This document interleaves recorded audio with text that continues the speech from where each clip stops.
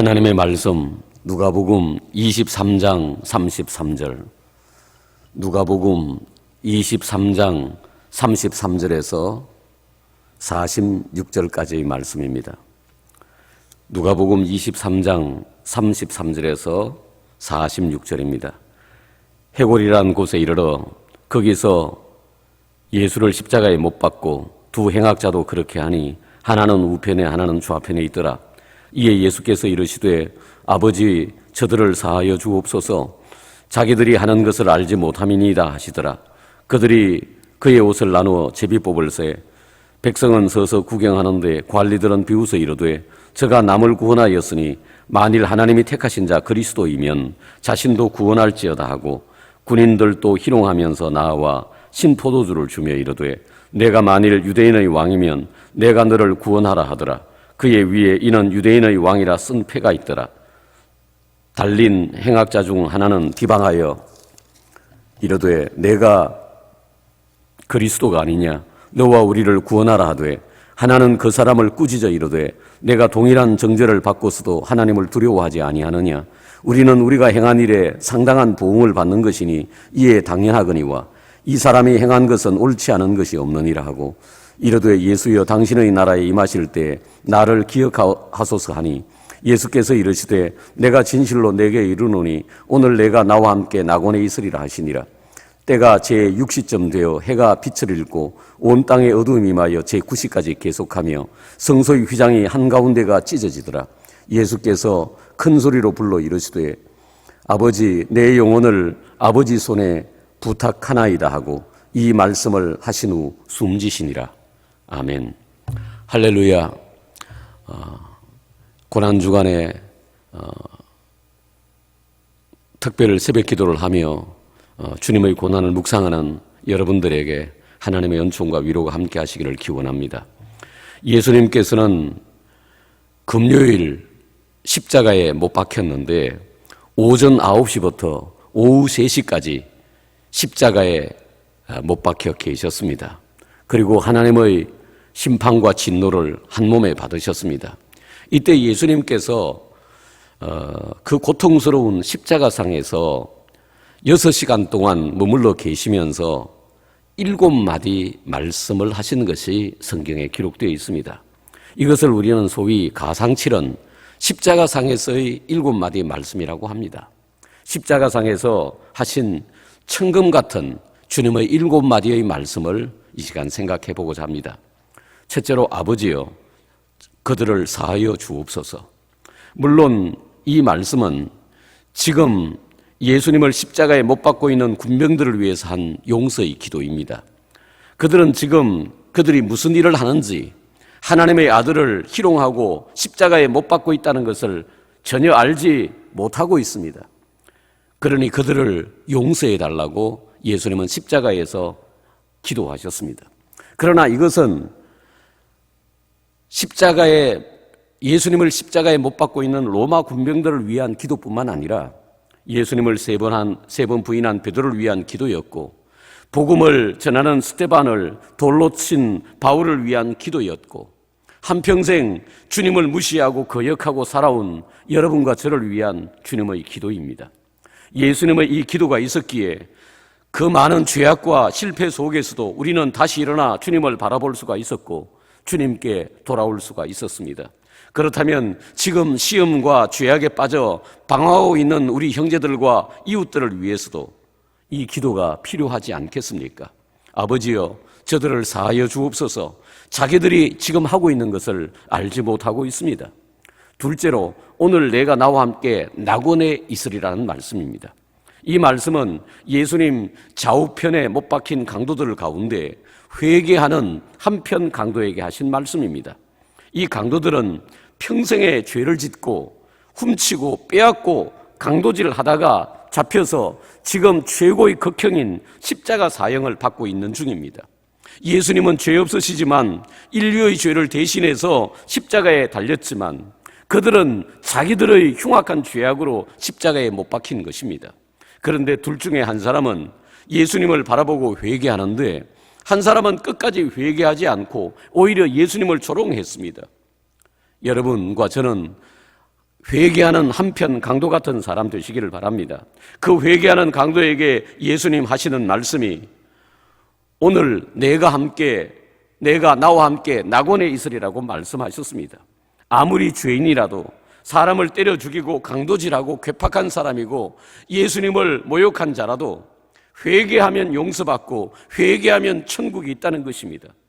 예수님이 구원의 주인입니다. 예수님은 성경에서 회개하는 자를 버린 적이 한 번도 없습니다. 여러분과 저도 비록 죄가 많지만 회개한 한편 강도처럼 회개해서 낙원을 약속받게 되시기를 축원합니다. 셋째로 여자여 보소서 아들이니이다. 아들이 십자가 사형을 받고 죽어가는 그 참혹한 모습을 바라보는 어머니 마리아의 심정은 어떻겠습니까? 얼마나 가슴 아팠겠습니까? 그래서 마리아는 예수님 십자가 밑에까지 따라왔습니다. 그런데 이 말씀은 예수님의 십자가 밑에까지 와서 슬피우는 어머니에게 그리고 그 옆에 있는 그의 제자 요한에게 하신 말씀입니다. 예수님은 그 십자가의 고통 가운데에서도 사랑하는 모친 마리아를 생각했습니다. 그래서 모친을 믿음도 없는 육신의 동생들에게 맡기지 않고 그의 사랑하는 제자 사도 요한에게 부탁한 것입니다. 예수님은 세상에서 슬픔과 아픔을 당하는 외로운 사람들에게 가족을 주시고 성도들을 주셔서 그 어려움 가운데서도 서로 위로하며 사랑하며 살도록 하셨습니다. 지금 코로나 바이러스 사태에 있지만 사실 한 가족이 얼마나 귀하다는 것을 우리가 알고 있지 않습니까? 그래서 우리는 아픔 중에서도 가족을 통해서 위로를 받고 성도를 통해서 위로를 받고 효와 사랑과 행복을 나눌 수 있는 것입니다. 당신의 가정에서 또 우리 교회에서 우리 서로 사랑하며 위로하며 행복하게 사시기를 축원합니다. 네 번째, 엘리 엘리 라마 사박다니, 나의 하나님 어찌하여 나를 버리셨나이까라고 하는 뜻입니다. 예수님이 십자가에서 하나님의 버림을 받고 하나님의 형벌과 심판을 받을 때에 절규하시는 하신 말씀입니다. 그러나 예수님의 이 버림받으심과 절규는 순전히 우리 때문입니다. 사실은 죄 지은 내가 하나님께 버림받아야 마땅한데 나 대신 죄 없는 예수님께서 십자가에 못 박혀서 하나님께 버림받으신 것입니다. 그리고 주님이 버림받으심으로 우리는 하나님 품에 안기게 된 것입니다. 우리 때문에 하나님의 심판과 버림을 받고 절규하시던 주님, 하나님이여 어찌하여 나를 버리셨나이까? 그야말로 예수님은 우리 죄 때문에 하나님께 심판받고 버림받으신 것입니다. 예수님의 이 대속과 희생 때문에 우리는 하나님께 받아들여지고 용납되어지고 구원받게 된 것입니다. 다섯째로 내가 목마르다. 예수님께서 십자가상에서 목마름을 토로하신 말씀입니다. 예수님의 모든 고난은 우리를 대신하신 대속의 의미가 있다고 말씀드렸습니다. 주님은 하나님의 아들로서 사실은 목마르실 이유가 없는 분이십니다. 그분은 절대로 목마르신 분이 아니십니다. 그런데 왜 예수님이 목마르셨습니까? 주님이 목마르심으로, 주님이 물과 피를 다 쏟으심으로 우리에게는 영원히 목마르지 않는 생수를 주셨습니다. 나를 믿는 자는 영원히 목마르지 아니하리니 내가 주는 물을 마시는 자는 영원히 목마르지 아니하리니 내가 주는 물은 그 속에서 영생하도록 솟아나는 샘물이 되리라고 하셨습니다. 그래서 예수 믿는 자는 속에서 생수가 터져 나오는 것입니다. 주님이 목마르심으로 말미암아 우리에게는 목마르지 않는 은혜를 주신 것입니다. 여섯째로 다 이루었다. 예수님은 우리 죄를 대신 지시고 십자가에서 하나님의 형벌과 심판을 받으셨습니다. 그리고 죽으셨습니다. 그런데 예수님의 십자가의 죽으심으로 인류의 숙제, 인류의 구원의 문제가 해결되어 버렸습니다. 어떠한 죄인과 흉악범도 예수만 믿으면 예수님이 이루어 놓으신 그 구원을 받게 된다는 것입니다. 그래서 예수님은 십자가의 고통 중에서도 그 막바지에서 다 이루었다, It's finished, 다 이루었다고 선언하시는 것입니다.